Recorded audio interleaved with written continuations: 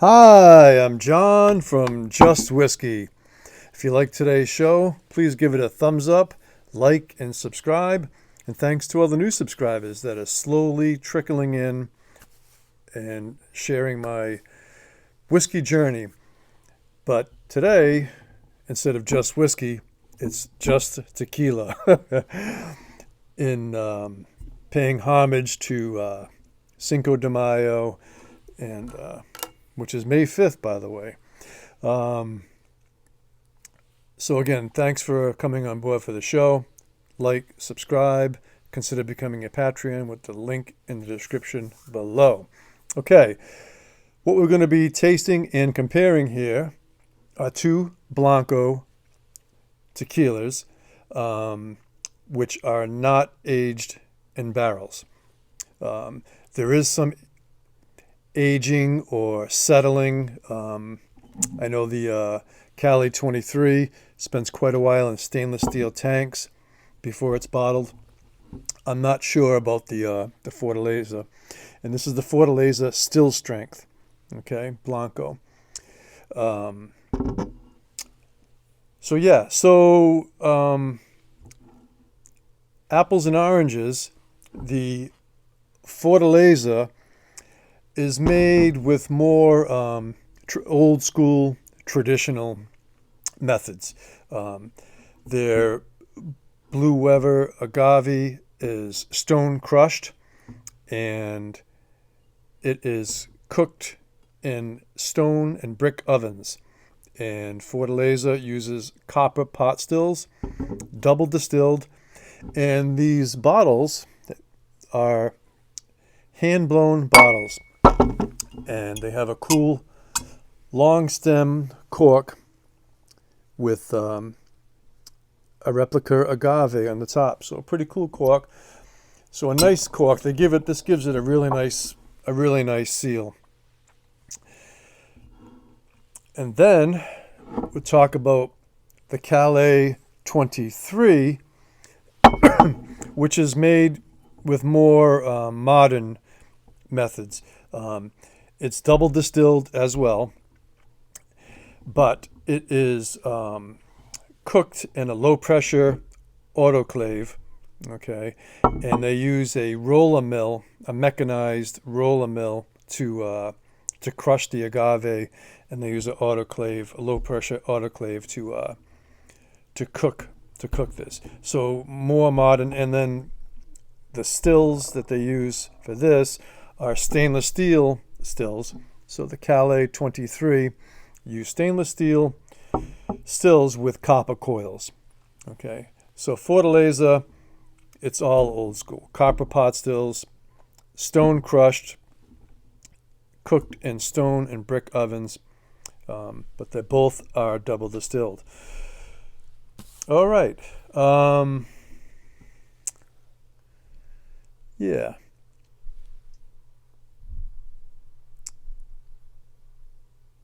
And they say it's estate bottled. This Fortaleza is estate bottled as well. Okay. Anybody that watches my show, I'm more of a Scotch guy. I dab a little bit with the rums and a little bit with bourbons and ryes. But I enjoy some good tequilas. I just don't drink that much of them or review that much of them. So I'm going to do the best I can here. So basically what I'm going to try to present is which one I prefer. Okay. So Fortaleza comes in at 46%. On the nose, it's more subdued than the Calle 23. The Calle 23 comes in at 49.3% ABV as opposed to the 46% over here. So the nose is a little bit subdued, but it's also a different nose. You're getting, on a Fortaleza, more vegetal. It's definitely vegetal. A hint of medicinal notes in there. A little bit of orange, a little bit of grapefruit. But the the citrus on this is not as pronounced on the nose as this Calle. On the palate,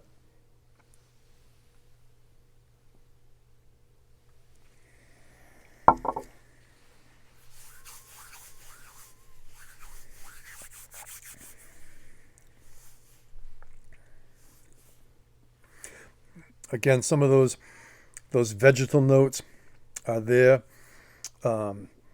Salt, a nice mouthfeel, but possibly a little thinner, just a touch thinner than the Calle, but not in a bad way at all. It definitely offers some complexities. I'm just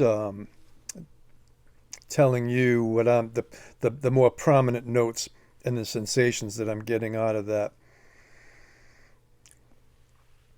You get the sense with that vegetalness, you actually you get the sense that this is more old school, hand cooked, hand pressed. I feel you get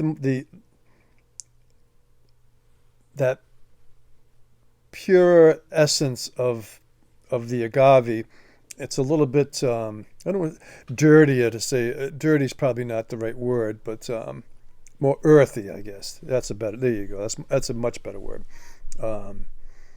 I would say this is a bit earthy, vegetal. Has a medium finish, a little bit less peppery on the finish than the Calle, but it is there. Very smooth, very sippable, delicious. It's really nice. And the Fortaleza Still Strength. Okay, they make a regular blanco at 40% ABV, but the Still Strength at 46% ABV.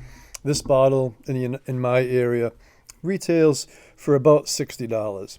You might find it for a little less, $55 to $58, and it might be a little bit more, $62 to $65. But you can probably find it for around $60 in my area. Okay, now we're moving on to the Calle 23, which retails for about $100.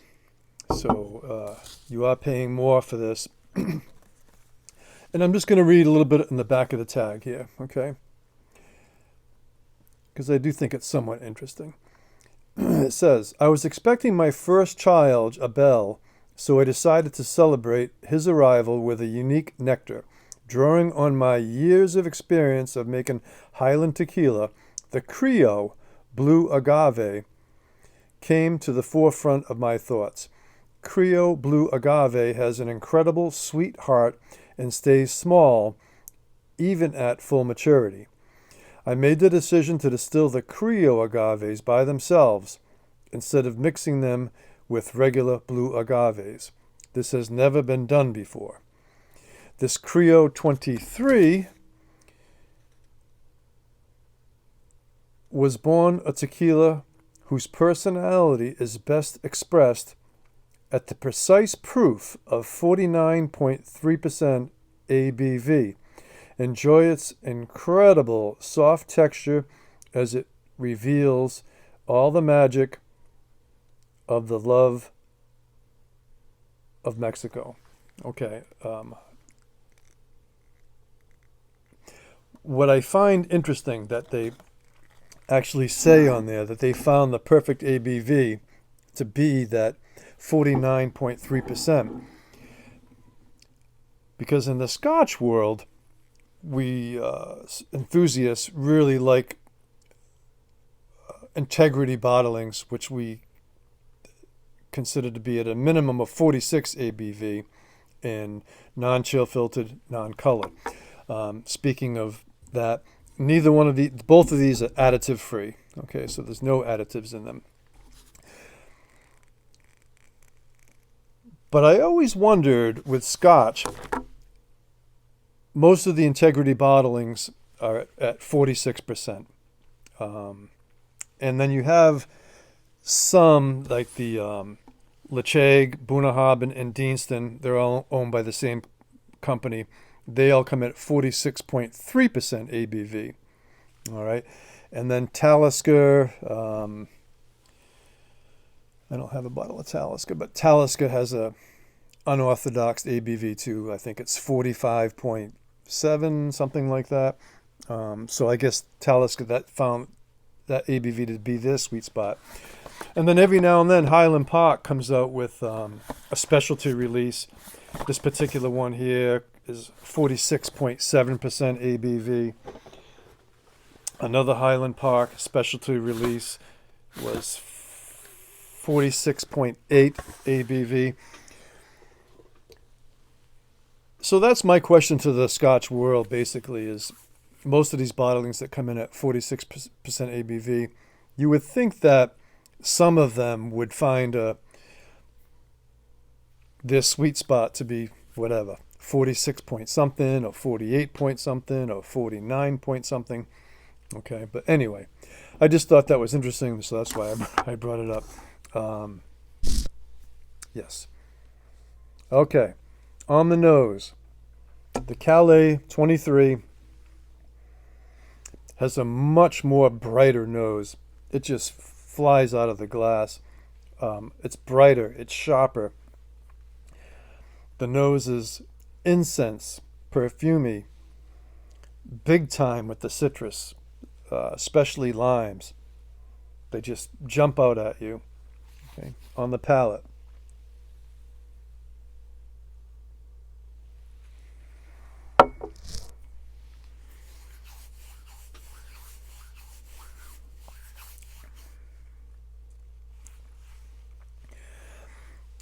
That little bit more ABV really brings out those citrus notes. Again, the salt's there. It's very bright, flowery, perfumey, citrus, limes.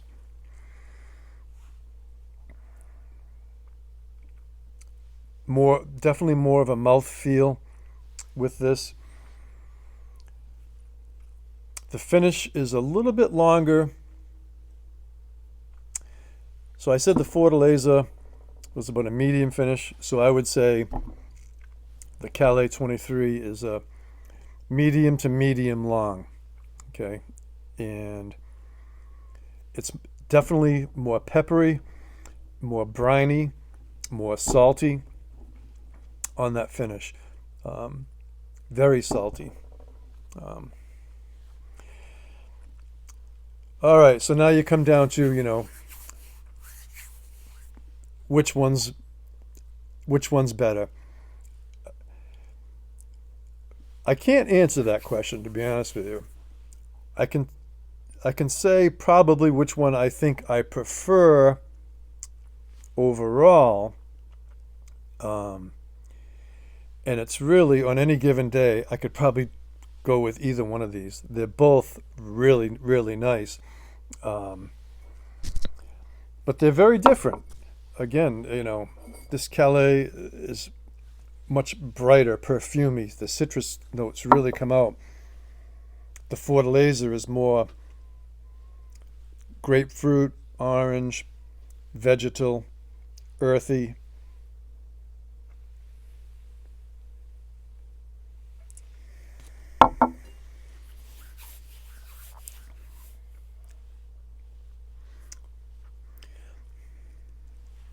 Yeah. I think the Fortaleza has a little bit more fruitiness to it, more of that orange peel, grapefruity, whereas this is more on the perfumey, citrusy, sharper. Boy, it's really tough. And then you can take price that you can say, okay, if Fortaleza is $60 and Calle is $100, is it worth that $40 more? It's really tough. Taking money out of the equation, If you really like your margaritas, I would say go with the Calle. And that's kind of how I'm going to go with this. Um, this, to me, tastes more like a margarita, and the Fortaleza tastes more like a craft presented, uh, homegrown, earthy, farm made um, tequila, which I have the utmost respect for it. So depending on the mood, if you're in the mood for a cleaner, brighter, sharp, I'd go with the Calais. If you want to go with something a little more rounder, earthy, vegetal, then go with the Fortaleza. Um, I would probably pick the Calais 23 as my favorite so far. Um, it's really hard to score these. Um, I'm not knowledgeable enough really to properly score these. Um, so that's all I'm gonna leave it. They both would be 88 to 90s all day long. I think the Calais gives it maybe just a nudge more, but I really enjoy the Fortaleza as well. Um, if I had to pick one, probably the Calais 23, just a hair over the Fortaleza, but I really appreciate what the Fortaleza has done here. Um, they're both so close, but they are different animals. Um, you can't go wrong with either one of them. So I would say try them both and decide for yourself. Well, I hope you enjoyed today's show. I did the best I could. I hope you enjoyed it. If you did, give it a thumbs up, like, subscribe, consider becoming a Patreon, and happy Cinco de Mayo, which is May 5th. Hats off to you all, and take care.